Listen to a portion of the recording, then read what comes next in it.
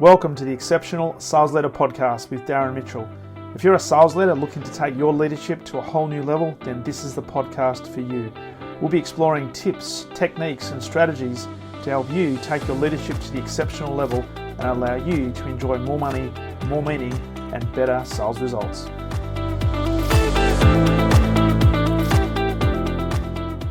Welcome back to the Exceptional Sales Leader Podcast, and welcome to a man that is coming in all the way from London. He is an avid cricket supporter. He was toggling between Pakistan and England in terms of his support base. But obviously when Pakistan plays England, he's an avid Pakistan supporter. Mr. Mobeen Tahir, welcome to the podcast. Dan, thank you so much for having me, and it's great to speak to an Australian, the dominant force in the world of cricket. I'm really looking forward to this conversation. Well, they have been a dominant force, although when they played South Africa recently in the World Championship of Cricket, the Test cricket, it wasn't that great. We've had a good tour of the West Indies, but not great. Now we were talking just before we press record, and your title is phenomenal. So we might talk about a little bit of the work that you do in your day job. But the reason you're on the podcast is we want to delve into your work as a public speaking coach and helping people with better communications. But I love this title. You're the Director of Macroeconomics and Thematic Research at WisdomTree in Europe.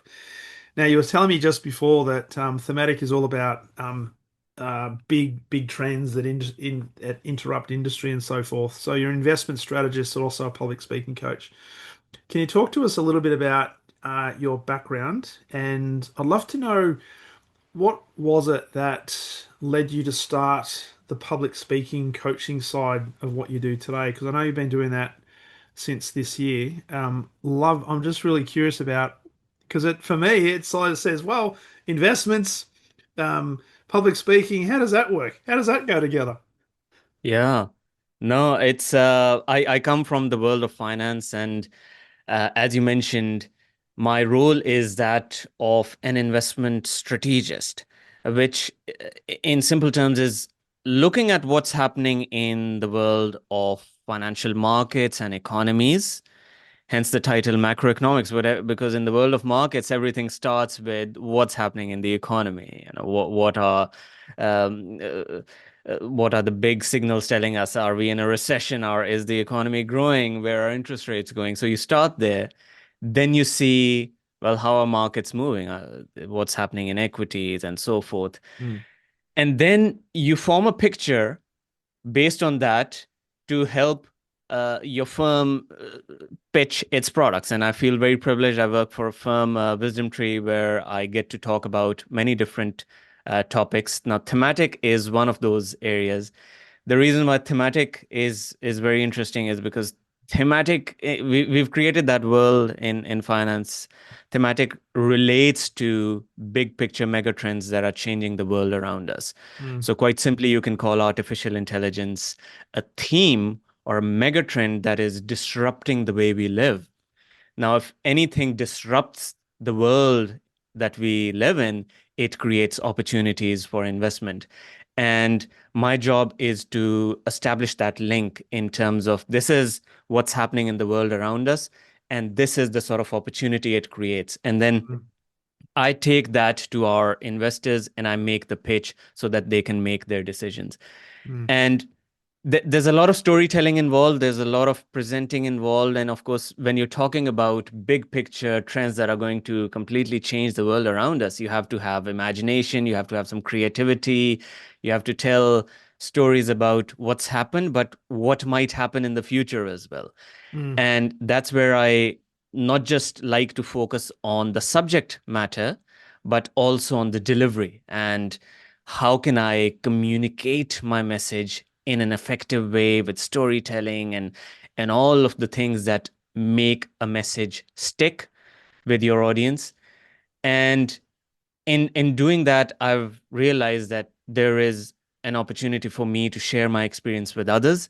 And that's why I've started my own business as a public speaking coach. So, yes, the two things seem completely different. On the one hand, I'm an investment analyst. Sometimes people think I might just be looking at spreadsheets all day long. How is he talking about communication?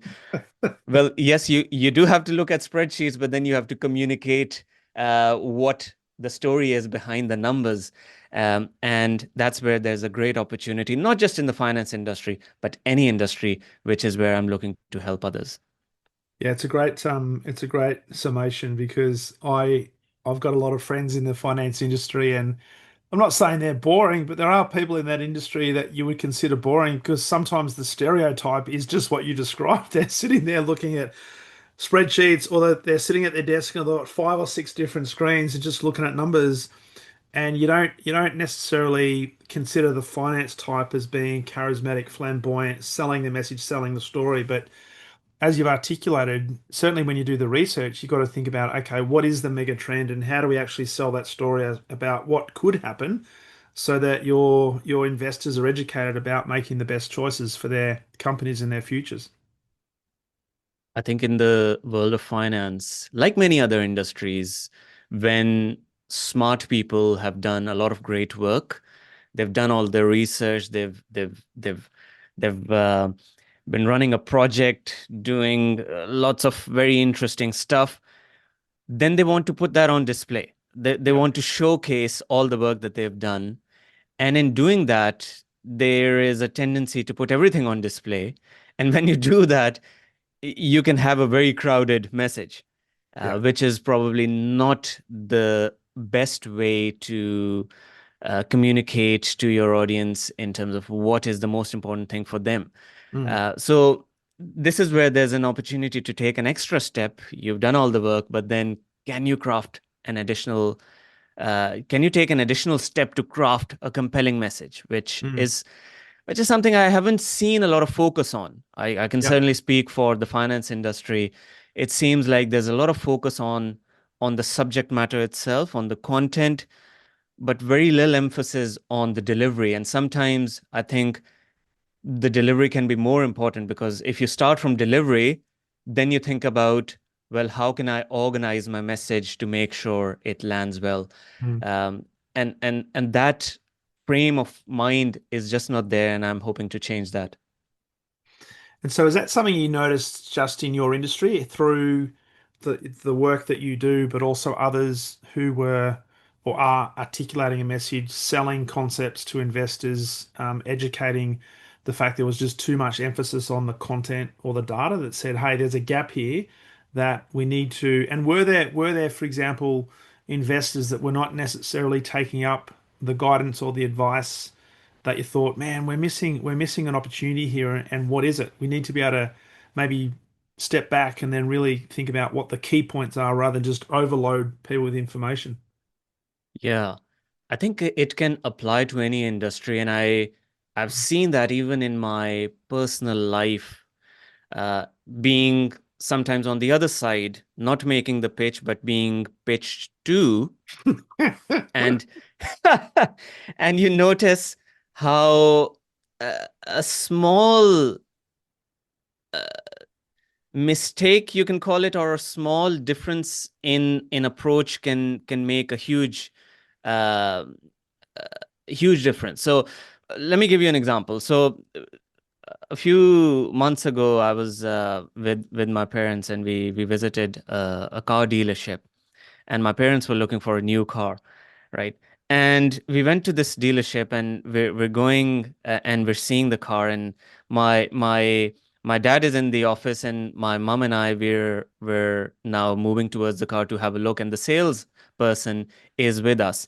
And the salesperson is now going to give us a quick demonstration of the car. Now you think, okay, let's start by looking at the features, examining the exterior. Maybe she'll take us to the driving seat, but no. What she does is she opens the boot. Right. And she opens the boot, and I immediately think, okay, that's an odd place to start a car demonstration. Uh, and then she shows us the boot volume and all of that. And then she unleashes the spare wheel in the boot in the car, and she basically sells us the idea that there's a spare wheel in the car. And I'm at this point, I'm just completely confused. I'm thinking, okay, that's good to know that there's a spare wheel here. But I was actually more interested in the tech features. I'm more interested in the engine power. What sort of an engine is it? Is it what sort of tech features are in the infotainment system? But alas, after spending a few minutes on the spare wheel, we eventually make our way to the driving seat and the passenger seat, and we get to sit and experience the car behind the wheel, the steering wheel, not the spare wheel. And at that point, my father emerges from the office, and now he wants a quick demonstration as well. And the salesperson says, uh, "Great, let me show you the boot and the spare wheel." And I'm baffled.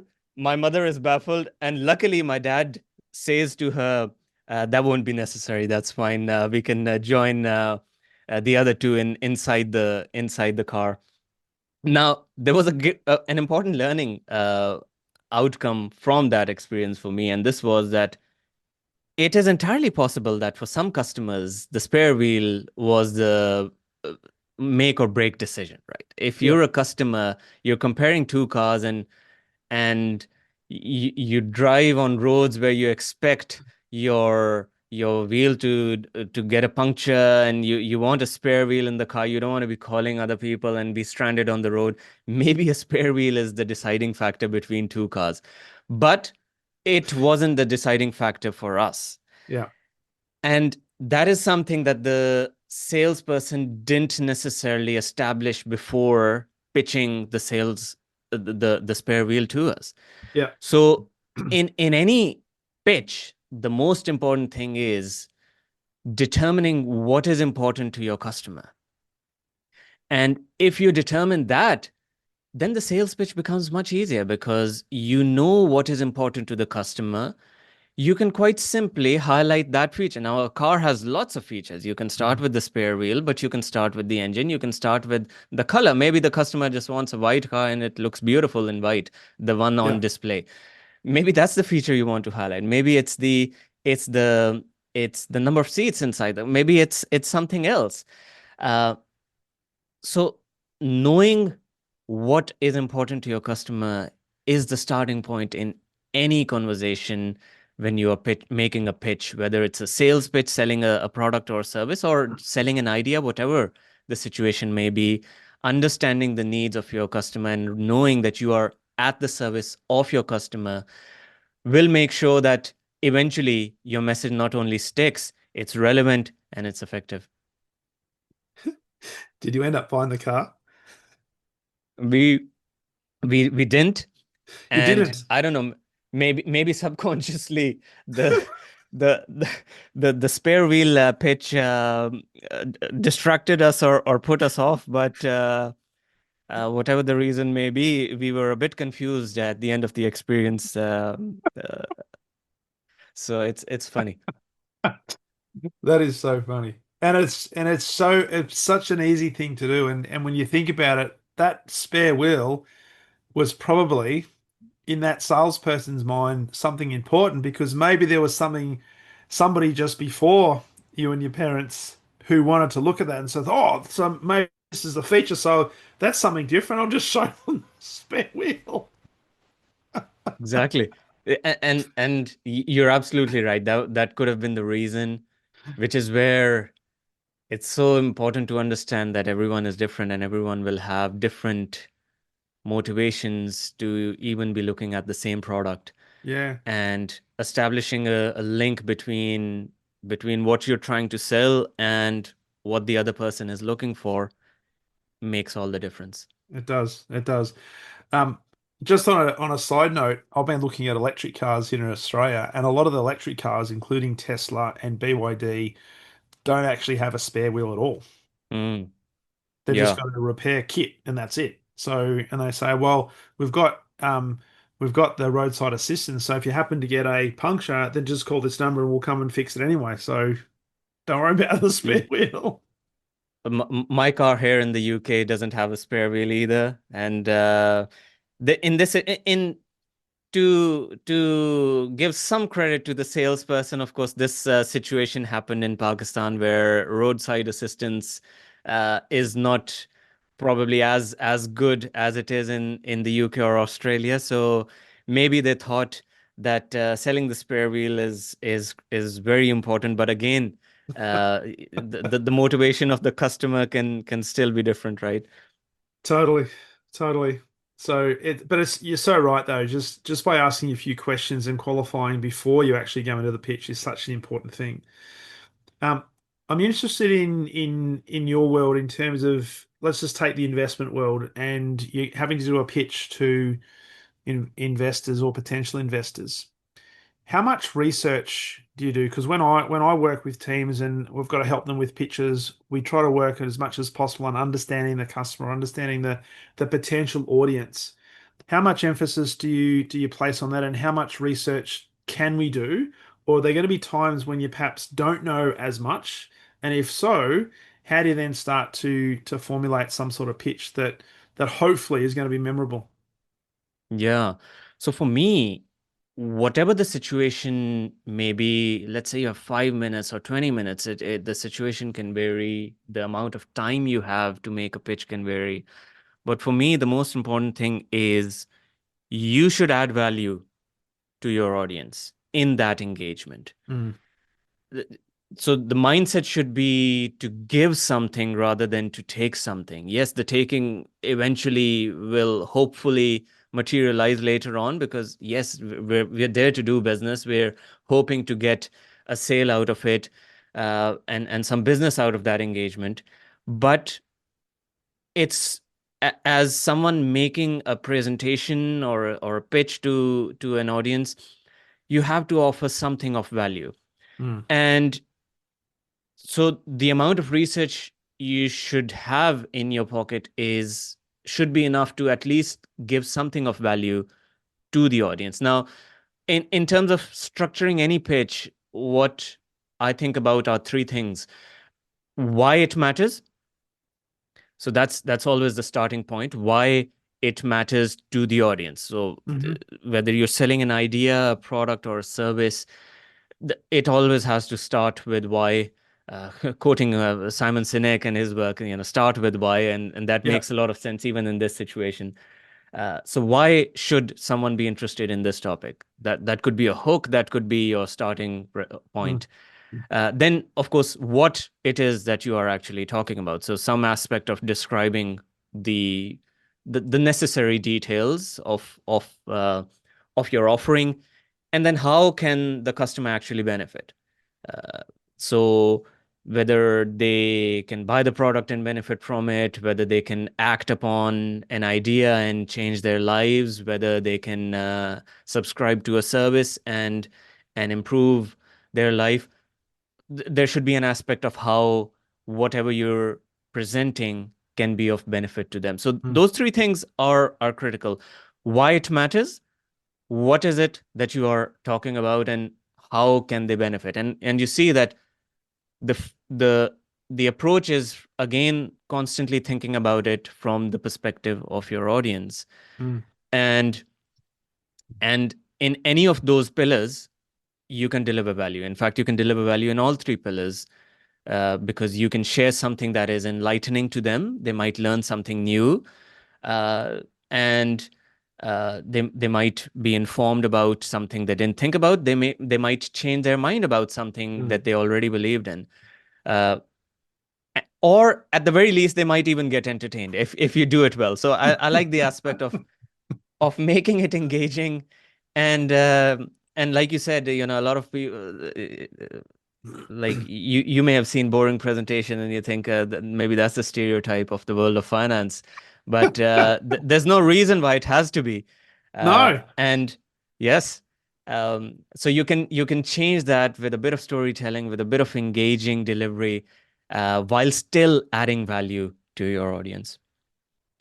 I love that. And I'd love to delve into some elements of that around, I guess, preparation. I just wanted to ask you a question, Mabeen, around uh, content. And have you Mm, got some thoughts around content? Because my observation with people who are presenting, whether that be salespeople or some degree, sometimes executives, is they tend to overload the audience with too much content to the point where the audience either gets overwhelmed or feels like it's not structured. It's just like drinking out of a fire hose. There's just so much information coming at them to the point where it's mm, almost the presenter thinks that the content is going to be the difference between them making a decision and not. mm, So, what are your thoughts on content? Because I'm sure that the work that you do around research and certainly the thematic research, there'd be so much information and content that you would gather. How do you make mm. the decision as to what to include and what to potentially leave out? Yeah, yeah. So I'll share an example. I recently delivered a presentation, and I'll give you the context. I don't consider myself a deep expert in any of the topics that I often find myself talking about, because it is impossible to be a deep expert on the sorts of topics I have to talk about. Like, for example, if I'm talking about nuclear energy, and that is in the world of investing, you could be talking about nuclear energy, you could be talking about artificial intelligence. Now, we are finance people where we talk about it from an investment perspective. Mm, I'm not a nuclear scientist, and if someone starts asking me questions about how the technicals of a nuclear reactor, of course I will be completely out of my depth there. But ultimately, we have to see that, okay, we're not talking to nuclear scientists either. We're talking to investors, mm, and we have to see what message will actually be useful for them. mm, Now, in a recent uh, presentation, I we were doing an event, and there were about 15, 20 people in the audience, and at the end of the presentation, uh, there were lots of handshakes happening, and everyone was saying thank you for the event. We were the hosts, and one of the person comes up to me and says something which was perhaps the most unexpected compliment I could ever receive. And that's precisely because I don't consider myself to have deep expertise in any of those topics. The yeah. person said, thank you very much. Great presentation. You have exceptional knowledge. Mm, You have exceptional knowledge. And that just completely caught me off guard, because I don't consider myself to have exceptional knowledge. But my learning outcome was you don't need exceptional knowledge to sound exceptional. mm, And what I for the following day or two, I was just completely thinking about, I was completely occupied by that phrase that the person used, exceptional knowledge. And I was thinking, what made the person think that I have exceptional knowledge when I don't? yeah. And then I realized the reason why they thought this presentation had exceptional content, or maybe I came across as exceptionally knowledgeable, was because I was saying more with less. Hmm. And I was covering a number of different topics, but in each topic, I was identifying what is the most important talking point that I must convey to my audience. And then I must deliver it in a compelling and an engaging way, which Mm, most of the times for me are stories yeah. rather than numbers and charts. And in the world of finance, a lot of investors are used to receiving presentations where it's lots of numbers, lots of charts, one chart after another, one number after another. And of course, you forget. Yeah. You forget, in fact, you get drowned in the data. You forget the numbers that were shared with you. And at the end of it, instead of feeling like the person had exceptional knowledge when they were sharing all of that, you feel overwhelmed and you didn't really take much from it. Whereas if the presenter shares fewer things and delivers them in a more compelling way, with stories, with the right emphasis, then they will remember. They will Mm. remember the narrative. And because they will remember more things, they might feel that the knowledge in this presentation was exceptional. So to your question, how do you structure a presentation? How do you structure the content? Identify in a single bullet. Ideally, your presentation should have a core purpose, right? Even if Yeah. you're delivering for an hour, you should be able to identify in a single sentence what is it that you want to convey Mm. to your audience. So you start there and then you build it from that. Yeah. Okay, if I Yeah. want to convey this message, I have 1 hour. Well, in 1 hour, what supporting narratives can I touch on? And then how can I present them in an engaging way? Mm. So that's a completely opposite way of structuring the presentation than saying, I've been talking about this for the last 6 months, 8 months, and I've got these 50 slides. Let's just take the 50 slides and do another presentation, right? Uh, uh, so d- don't start with the content you have, start with the goal of what your engagement with the audience is, and then pick the messages or the content that support your goal. And Mm. if you do that, you'll have a cleaner message and you'll have more compelling things, but fewer things which will resonate with the audience. Mm. And so if you do that, because I've seen this happen a lot where people, and I just laughed when you said the 50 slide deck. I've only got 30 minutes to deliver, but I got 50 slides, and by gum, I'm going to get through every single one of them. Yes. And then you see Yeah. the audience members sitting there snoring. Yes. Snoring. So Don't do sometimes they that. even get, yes. I mean, everyone does it, right? It's you've got the slides. It goes back to you've got the slides. You feel like, I've got these 50 slides. There's no way I can cut this one out because it's such an important slide. When you're looking at that slide number 37, you see that this is so important. Why would I delete? How you imagine you need courage to press delete on That's something you've right. created. Um, so so don't delete. Start from a blank piece of paper and say, well, I need to build from scratch, Mm, and then pick. So picking is easier than deleting. So you don't have to delete anything. You yes. just pick out of the 50 slides. You pick the most important messages that will Yeah. support your core purpose. Absolutely. So always start with the end in mind, which is it sounds so common sense based, Mabeen, but it's amazing, and you probably see this as well. Most of the people start with the start in mind, and then they start to build, and they try to delete, but then they can't. No, I can't delete that slide because that's really important. So actually, I'll add to it, and just there's another supporting document, so I'll add to it. So a 20 slide PowerPoint deck becomes sometimes 30, 40, 50. And they wonder why the presentations are not engaging. And they wonder why the outcome is, well, nothing happens, or they say no, thank you. But that was an interesting presentation. So in terms of the content then, and starting with the end in mind, and starting what the for the purpose is, you talked about why it matters for the audience.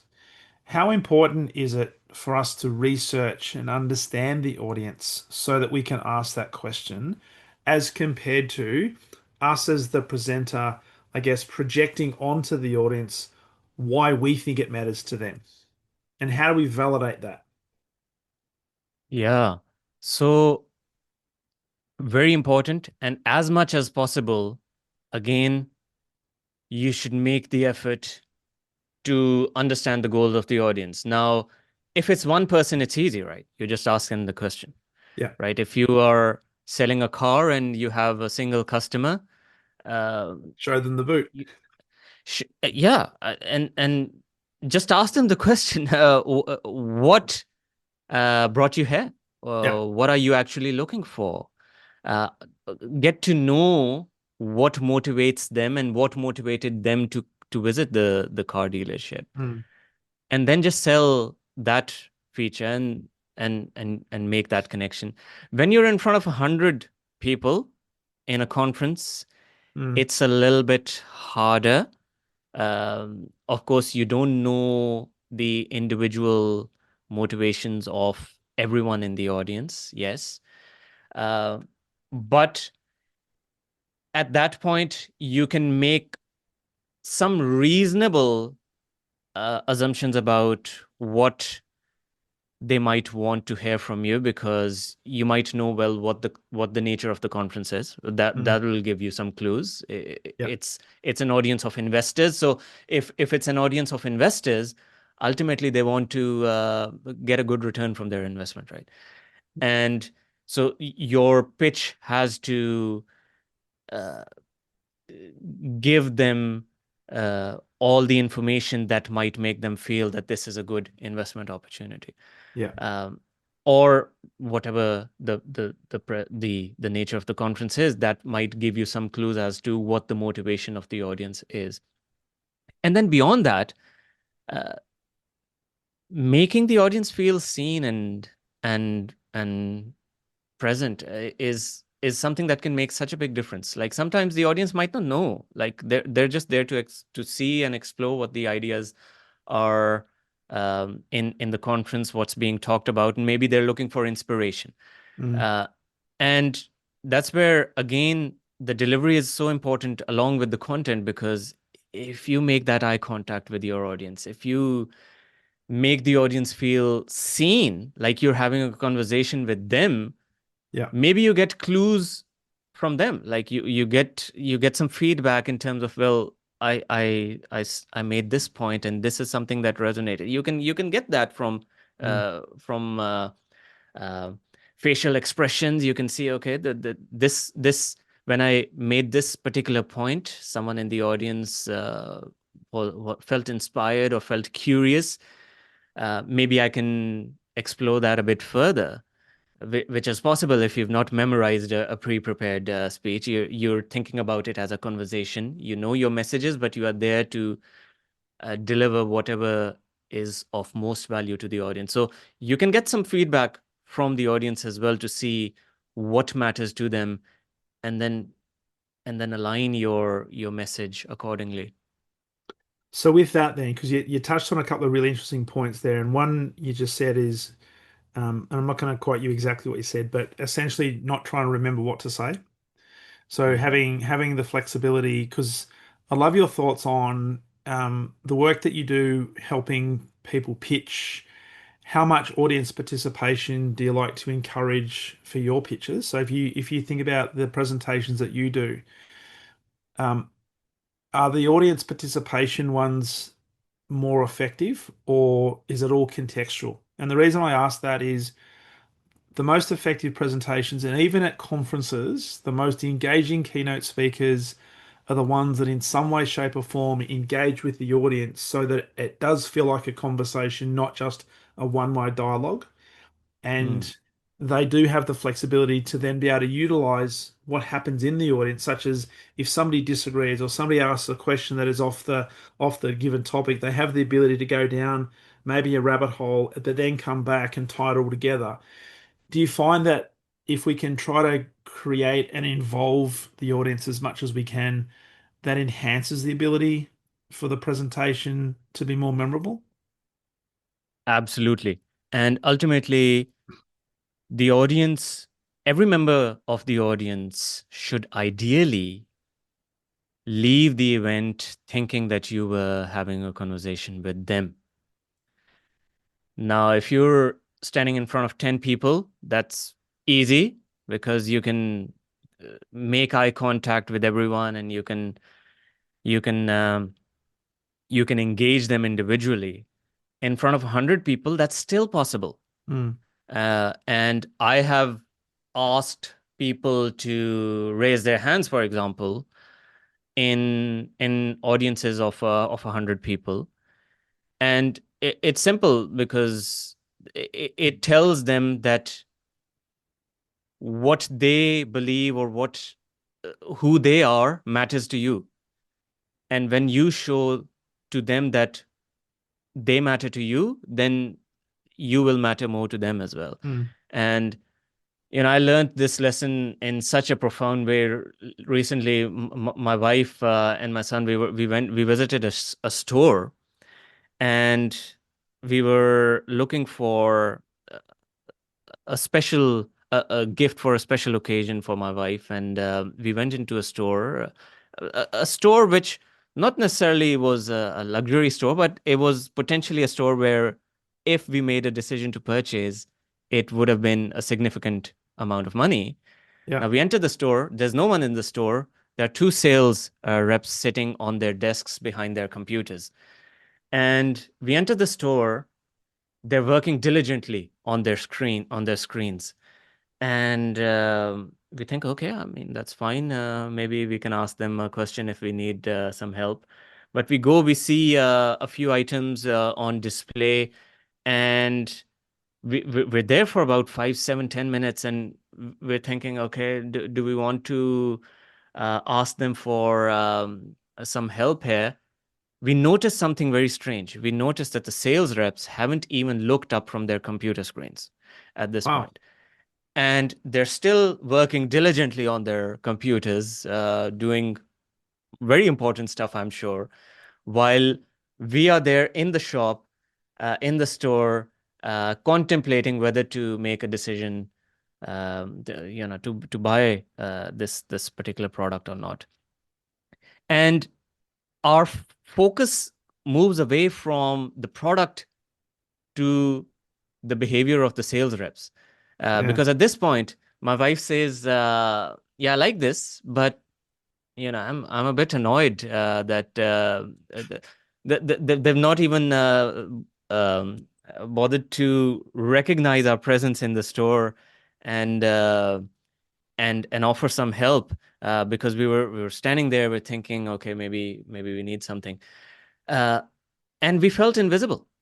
Mm. We felt invisible as customers, which annoyed us, and eventually that drove us out of the store.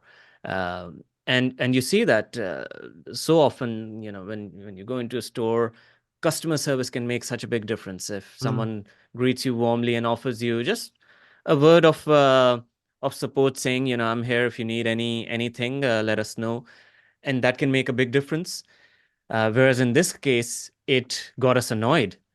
Now you can apply the same thing to an audience. If from the perspective of a member of the audience listening to a presentation, if a speaker makes them feel seen and and and makes them feel valued, then they will feel better about the whole engagement. They will feel like they were part of the conversation, and then they will react more favorably to the presenter. So elements of engagement absolutely critical. Eye contact.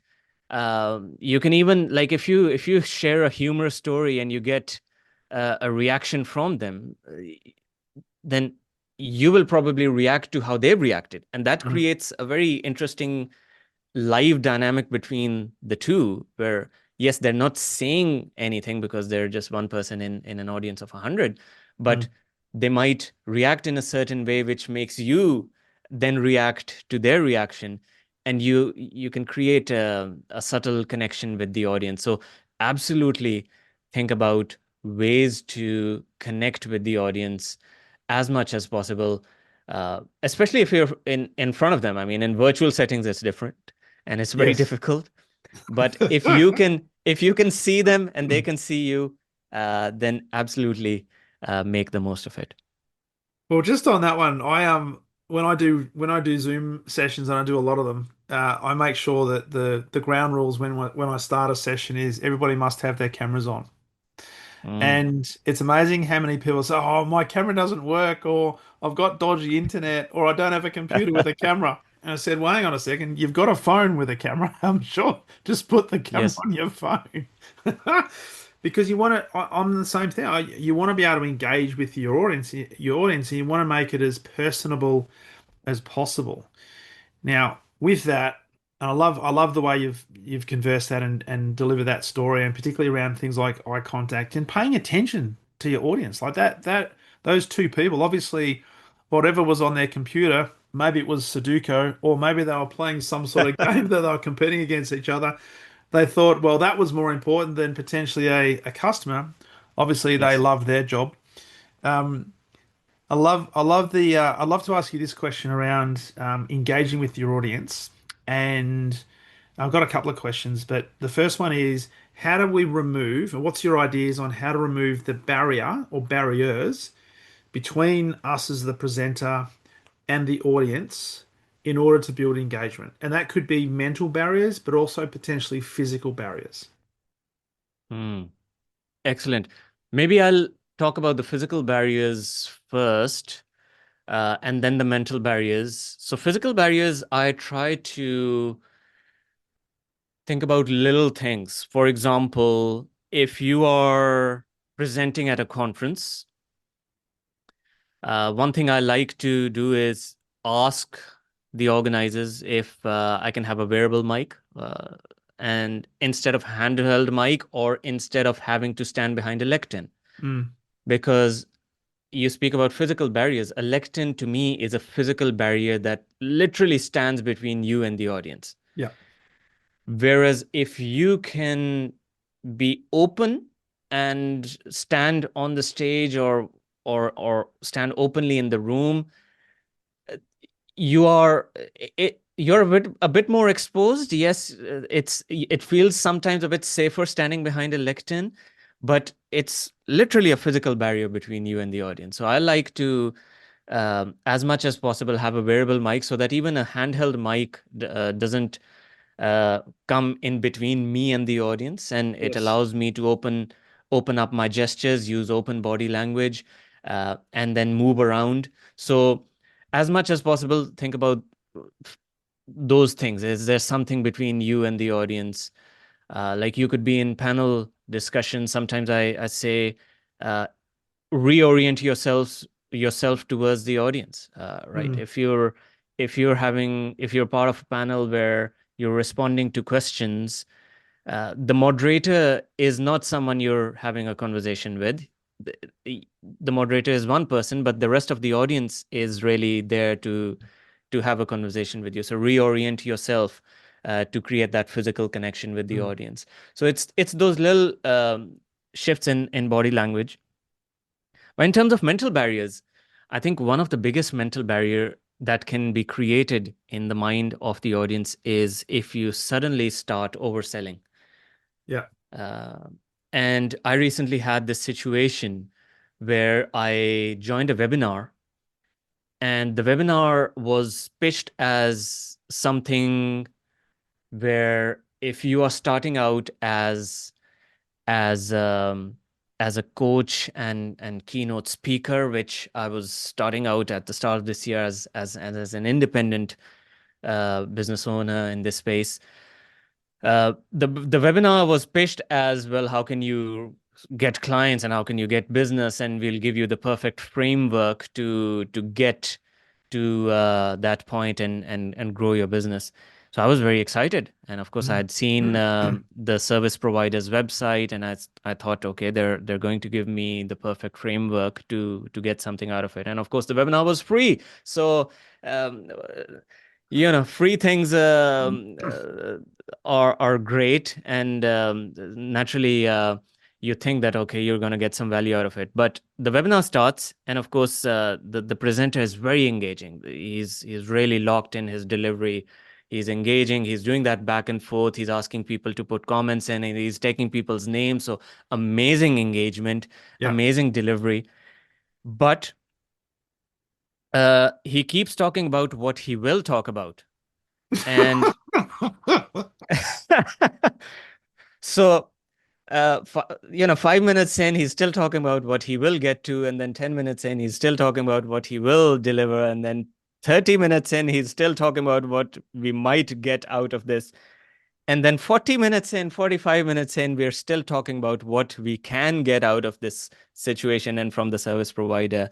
And eventually, this is the point where I'm starting to think, okay, this is probably a sales pitch for something else. And alas, it is. Yeah. He pitches a 2-day um, off-site course, and he's saying that, yeah, if you want to learn all of the stuff, then sign up for this.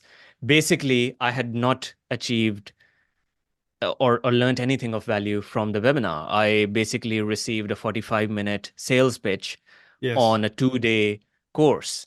And that did not, I mean, maybe some people subscribe to it, but I were like, in my mind, I blacklisted that service provider, right? I Yep. said, look, 45 minutes would have been a great opportunity for you to give me one thing of value. Yeah. And if you had delivered something of value in those 45 minutes, I would have thought, I want to learn more. I want to subscribe to the 2 day course. Mm. Whereas if the if the 45 minutes were just spent on the pitch, then I would have then that made me think that when I subscribed to the 2 day course, it could very well be a pitch for something else, and it's just Two-day a money pitch make for a week. uh, for a week. Exactly. Uh, so the mental barrier was unfortunately created by the presenter, because instead of thinking that this is a great opportunity for me to deliver something of value, they took it as something, they took it as an opportunity to pitch a bigger piece of business. So if you want to create connection, start by giving something, start by Yes. giving the other person something, and then you will have their attention, and they will want to pay, they will take you more seriously, and they will want to learn more. They might want to get more out of whatever you're selling down the road. And I love you sharing that story because as I was reading it and then as you were talking about it, I'm just thinking how many of those I've been to, right? And I see the same thing. And I've been in sales for many, many years, and I know the narratives, I know the pitch, I know the transitions, I know the connections, I know what they're going to do now. It's going to do this, then we're going to pitch, and then we're going to, stay back and head to the back of the room or whatever the case might be. But you ended that um, that blog, that article with just be of service. So be of Mm, service. Add something of value because what that person potentially missed out on with all of the polish that he might have had or they had is if you are of service and delivered something of tangible value to the audience, the law of reciprocity would say that person is now going to look at an opportunity where they can reciprocate and give you something. And that could be mm, signing up to a 2 day course, or it could be something else, but be of service first. So when you're pitching to people, whether it be a small group or a large group, you've got to give them value and you've got to make sure you give them context and maybe up front within the presentation, share with them what it is that you're going to cover and why it's going to be beneficial to them. Because if you've got mm, uncertainty with, and I love your thoughts on this, if you've got uncertainty within the audience, if you don't create certainty really quickly, then they're going to be mm, sitting there and they're going to be thinking, well, what's the purpose of this? How long is this going to go for? How many slides does he have to go through? How many points is he going to cover?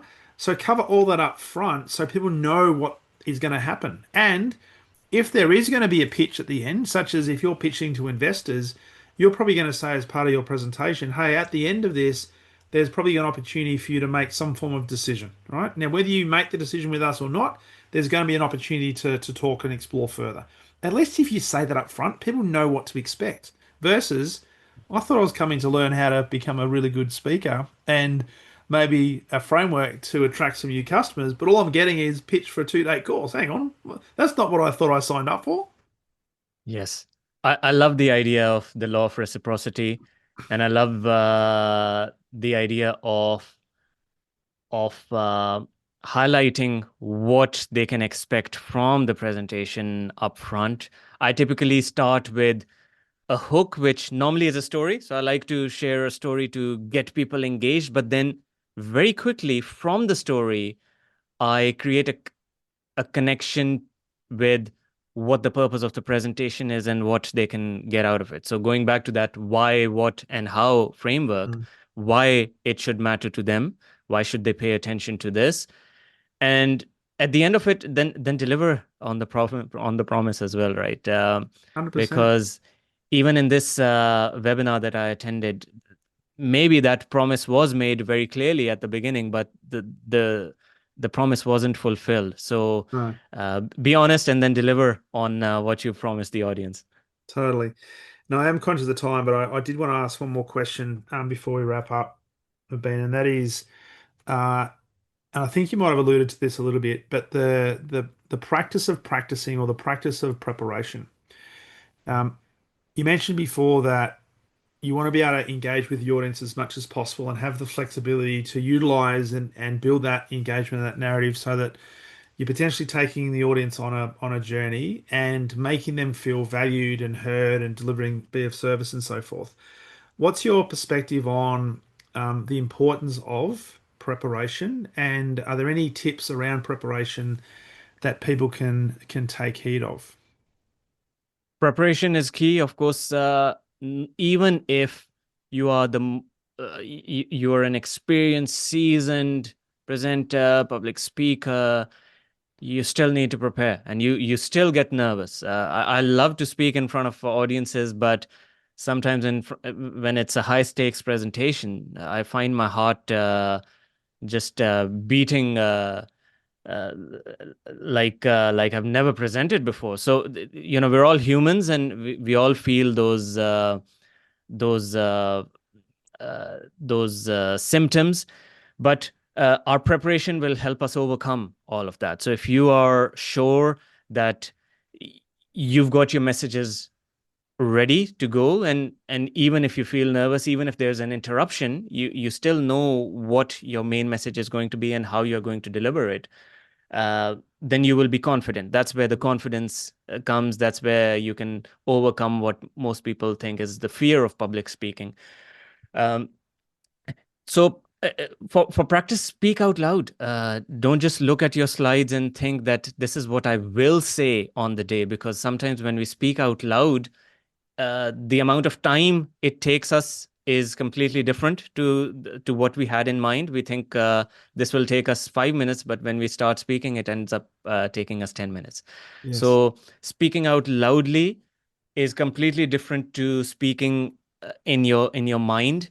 So speak out loudly, and even better, record yourself. I mean, take a mobile phone. Everyone's got a mobile phone. Record yourself and see. That's a safer environment to get feedback in. It's just you, than taking your thing to the live event and getting feedback there. So why not? I think recording yourself can make a huge difference. You can see how you sound, how you look, how your message is coming across. You learn so much. So Yeah. prepare and get as much feedback as possible before the event.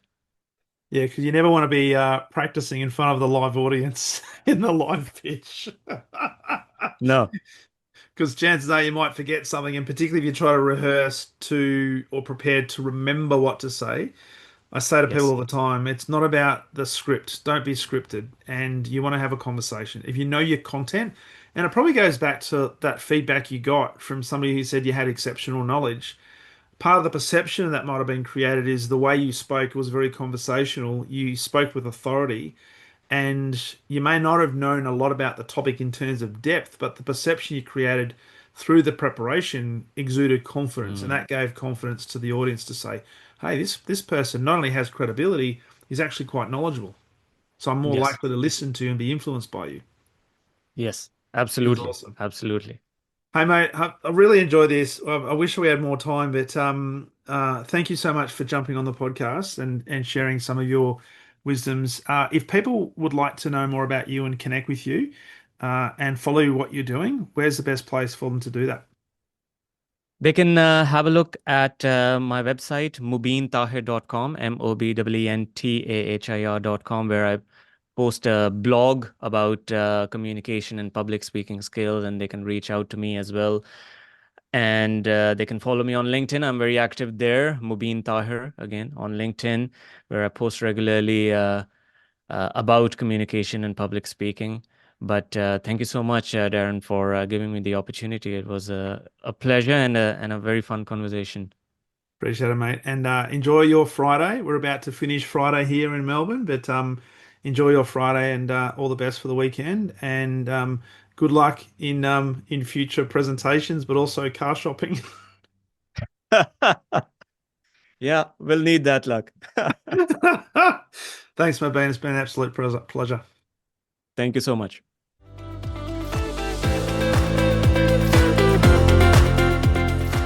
Thank you for listening to the Exceptional Sales Leader Podcast. I trust the information in this episode has been helpful in your journey towards becoming exceptional. And remember, please take the time to rate the show, subscribe to the show so other people can find it, but also if I can help you, jump on my calendar, go to leadwithdarren.com and let's have a conversation about how I can help you along your journey to being exceptional.